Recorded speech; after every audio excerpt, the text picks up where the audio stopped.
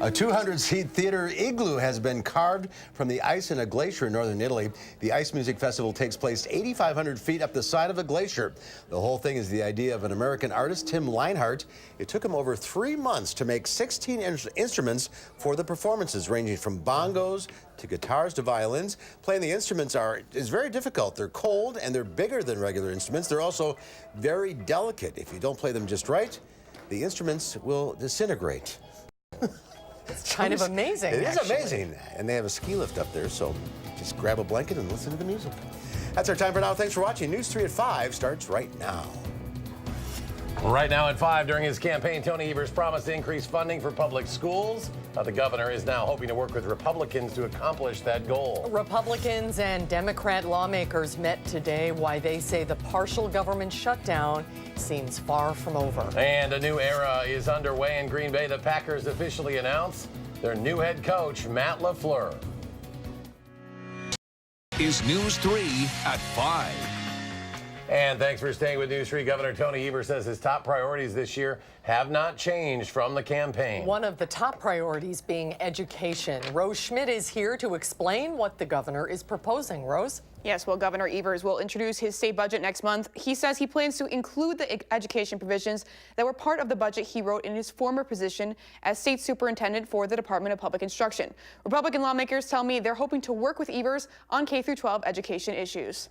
Today, I'm announcing the STAR Student Program. Announcing his first initiative on education at a Madison elementary school, Governor Tony Evers says he wants to highlight student success with a program where teachers can nominate outstanding students. I've said it 100 times during the campaign and probably as many times since, is that what's best for our kids is best for our state and our state's democracy. One of the main challenges Wisconsin schools face is funding. Senator Howard Markline is on a task force at the Capitol making recommendations to help solve that problem. It was a bipartisan commission. We had a lot of representatives from public schools, private schools. A report out in the last week from the commission calls for significant spending hikes. The task force is proposing allowing local property taxes to go up more and funding schools 2/3 of the total costs, about a 1% increase of the current funding. Well, it's a goal that I think the commission wants to work towards, and hopefully we'll be discussing that as the budget gets rolled out here over the next few months. Evers also campaigned on the 2/3 funding, promising to increase funding by $1.4 billion. But he was non-committal Wednesday on whether he would include any of the task force recommendations in his budget proposal. The committee that came up with those recommendations, that's a great first start to get us where we want to go. Evers says he intends on following through on his campaign promises. And Senator Markline says there are many of the same issues he campaigned on. I'm hopeful, I'm optimistic at this point that we can certainly work with the governor and his staff. Governor Evers says he plans to visit a DMV office in the Wausau area tomorrow and will tour the Lincoln Hills and Copper Lake youth prisons on Friday. Rose Schmidt in the newsroom. Thanks, Rose. All right, let's get a look at your first alert forecast now. Chief Meteorologist Gary Canalti joining us on the weather patio. Gary? A little colder today. Temperatures been hovering around 20 for much of the day, and with brisk winds, those wind chills have been in the single digits and lower teens. But this cold spell is not going to last very long, and it's been tempered because you can see snow on the ground across parts of western Minnesota, but the snow in southern Wisconsin, that's pretty much gone. So the air has a chance to warm up over southeastern Minnesota, eastern Iowa, and western Wisconsin before it reaches southern Wisconsin. It doesn't warm up a lot, but it doesn't stay as cold as it could be otherwise. We had a couple inches of snow on the ground here. We'd be looking at temperatures a good 5 to 15 degrees colder. Now, there is snow on the other side of Lake Michigan. The lake effect snow is really kicking in lower Michigan and the eastern portion of upper Michigan, but the rest of the Midwest pretty quiet right now. Low temperatures this morning dropped into the teens across much of southern Wisconsin. It was as cold as 9 degrees in Viroqua.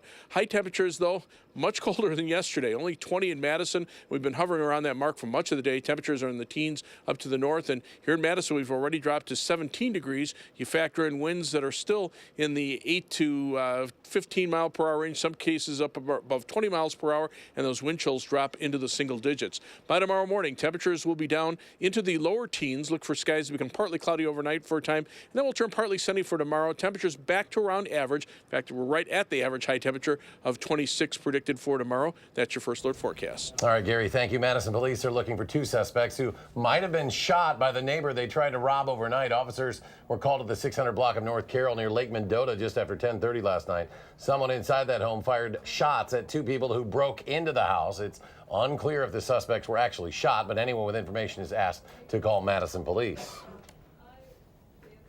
Dane County authorities are investigating 2 armed robberies in the village of Windsor. The Dane County Sheriff's Office says a male suspect walked into the Speedway gas station on Lake Road before 2 this morning and showed what appeared to be a handgun.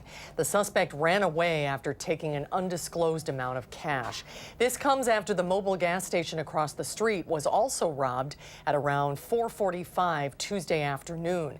The female suspect also showed a gun before getting away on foot with an undisclosed amount of money. The Dane County Sheriff's Office says it does not know yet if the 2 robberies are related. A Sauk County board supervisor was cited this week for retail theft after he was identified from surveillance photos of a Saturday incident. Reedsburg police say thefts from 2 local businesses provided similar suspect descriptions. A still photo of the suspect was posted on social media. The suspect was identified by several anonymous callers as 51-year-old Waldemar Wally Chuprinko from Lake Delton. Chuprinko is the Sauk County 1st District Board Supervisor. Police talked to Chuprinko over the phone. He admitted to the thefts and was cited with 2 counts of retail theft. Police say the value of that stolen property was less than $10.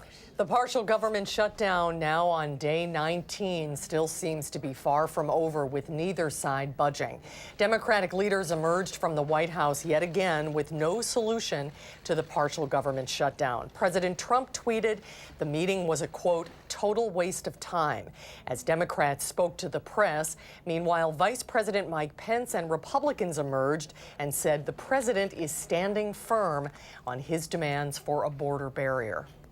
There will be no deal without a wall. There will be no deal without the priorities the president has put on the table. He sort of slammed the table, and when Leader Pelosi said she didn't agree with the wall, he just walked out and said, we have nothing to discuss.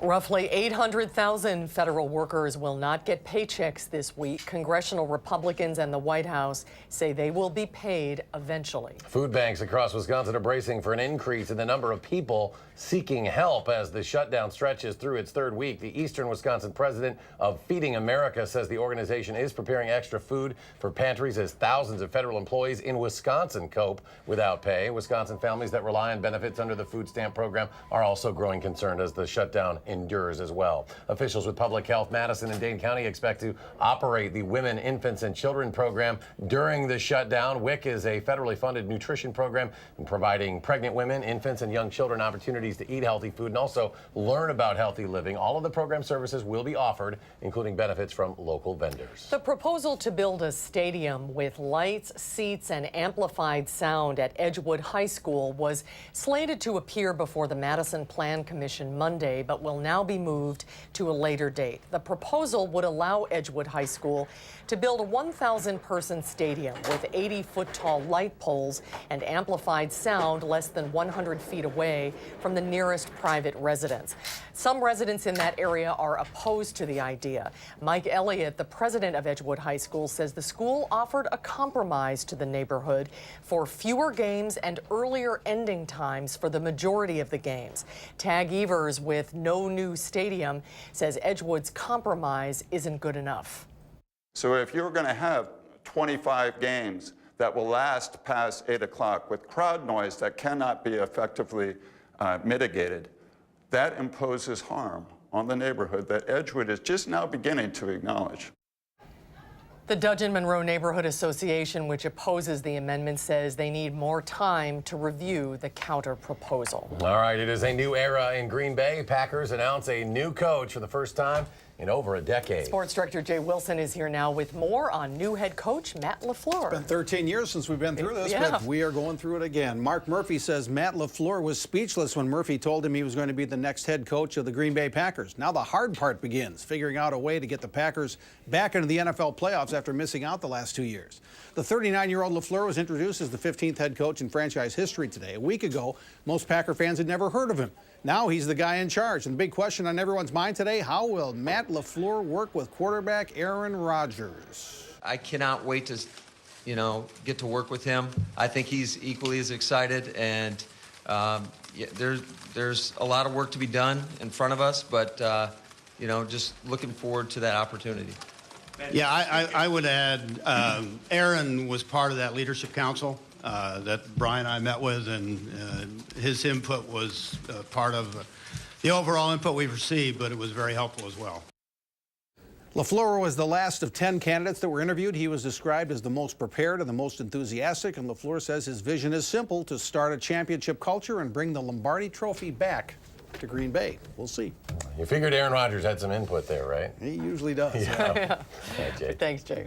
More to come at 5. Police in Phoenix are asking for the public's help in a case where a woman in a vegetative state delivered a baby. Rod Rosenstein's days as Deputy Attorney General may be numbered. What his resignation could mean for the Russia investigation. And on Wall Street, 4 straight days now of gains. The Dow up 92, the Nasdaq jumped 60, S&P 500 added 10.5. We'll be right back.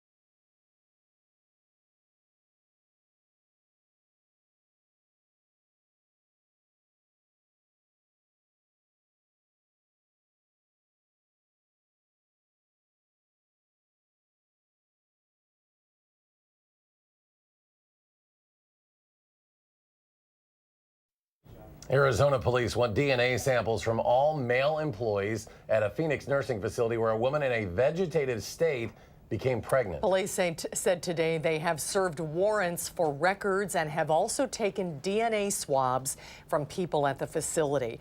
The case began last December when police said they responded to a baby in distress call from the long-term care facility Hacienda Healthcare, where the young woman in question has reportedly been living for several years. Both mother and child were taken to the hospital where police say they are recovering. Phoenix police are asking the public's help in this case. In addition, we have obtained buccal swabs. That's B-U-C-C-A-L. Buccal swabs are used to obtain DNA, which is going to be one of the key evidentiary factors we'll use in investigating this and bringing it to a closure. The CEO of Hacienda, Bill Timmons, announced his resignation on Monday. More changes appear to be in store for the Justice Department. Deputy Attorney General Rod Rosenstein plans to resign once the new Attorney General is in place. For about a year and a half, Rosenstein has been the top Justice Department official overseeing Special Counsel Robert Mueller's probe into Russian interference in the 2016 election. Senate confirmation hearings are scheduled to begin next week for William Barr, President Trump's choice to replace Jeff Sessions as Attorney General. Barr will likely inherit oversight of the Russia investigation. The Senate, starting with the Judiciary Committee, should subject Mr. Barr's views to the strictest of scrutiny next week. I can assure you that he has a very high opinion of Mr. Mueller, and he is committed to seeing Mr. Mueller, complete his job. Barr had previously served as Attorney General under President George H.W. Bush. A lot of buzz at the annual CES Tech Show in Las Vegas is about 5G. This Motorola smartphone is expected to be the first on the market with the power of 5G. Eventually, 5G could be up to 100 times faster than current 4G speeds. Several companies are promising the high-tech upgrade in the near future. CNET's Roger Cheng says providers are installing new small cell towers that carry 5G, and this fifth-generation technology will do more than making browsing and downloading quicker. When we went from 3G to 4G, we enabled all kinds of new apps, things like Uber, Airbnb, live streaming on Facebook. Those things did not exist without 4G.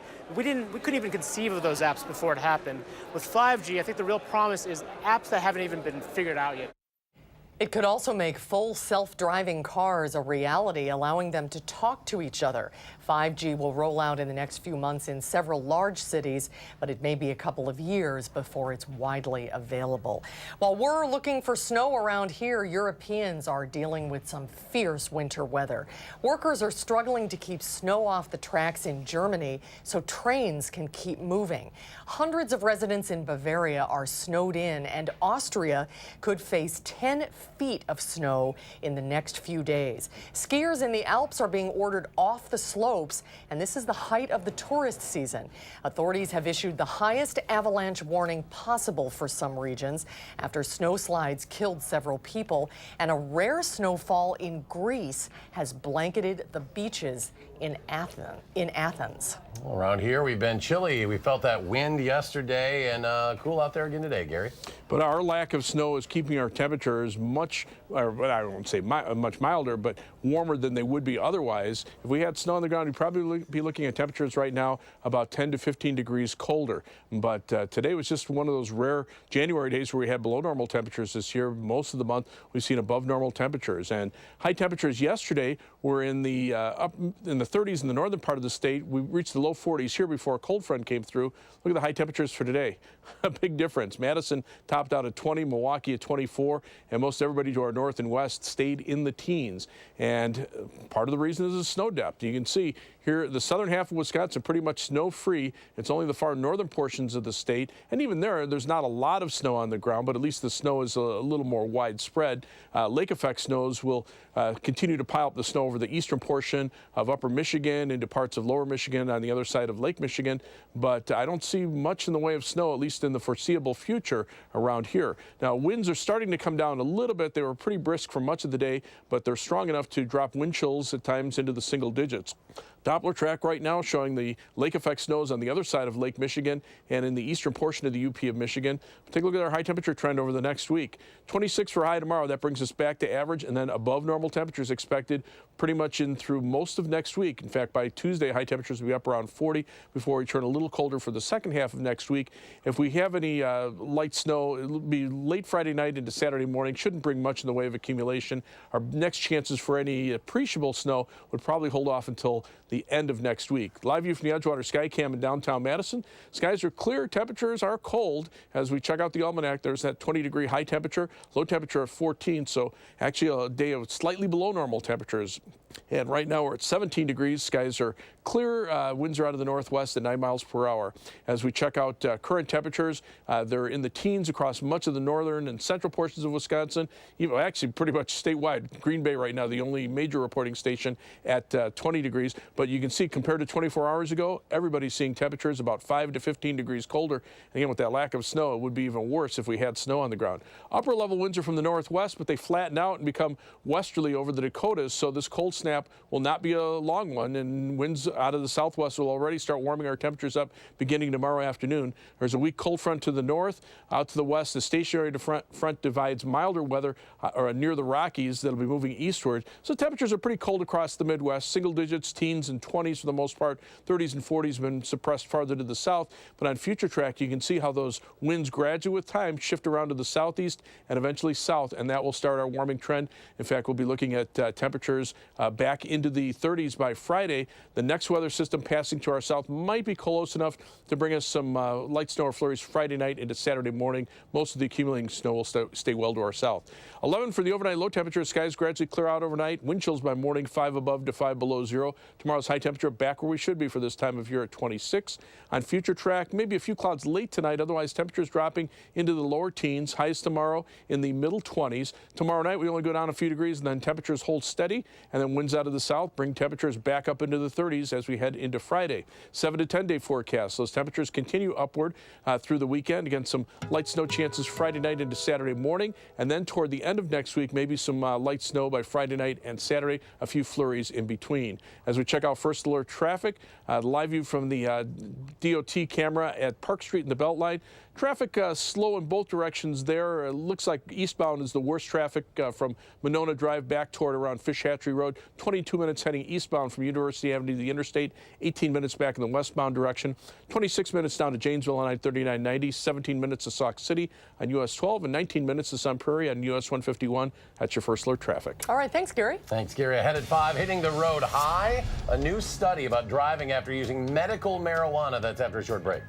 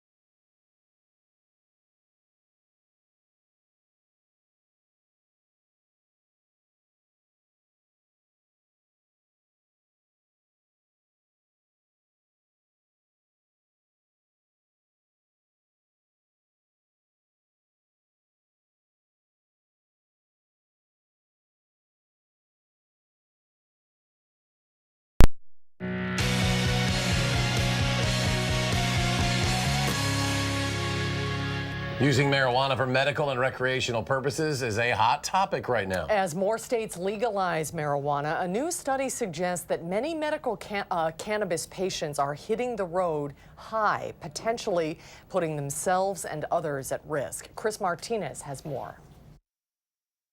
A new study of patients who use medical cannabis to treat chronic pain finds more than half say they've driven under the influence in the past 6 months.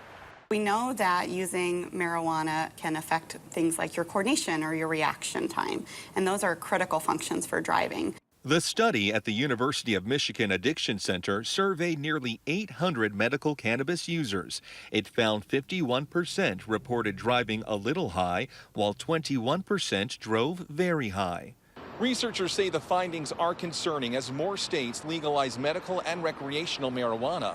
Medical marijuana is now legal in more than 30 states, including here in California. Study author Dr. Aaron Bonar recommends no driving at all after using cannabis or waiting several hours before getting behind the wheel. We just don't know how long the amount that a person used is really going to be in their system and affecting their driving abilities. We know things about how alcohol affects our body, how much I can drink if I have this body weight over what period of time, and that's pretty standardized. We just don't have that information yet for marijuana. With no gold standard yet for determining how high a person is or how impaired they are from marijuana, researchers are developing marijuana breathalyzers and other roadside tests. Chris Martinez, CBS News, Los Angeles.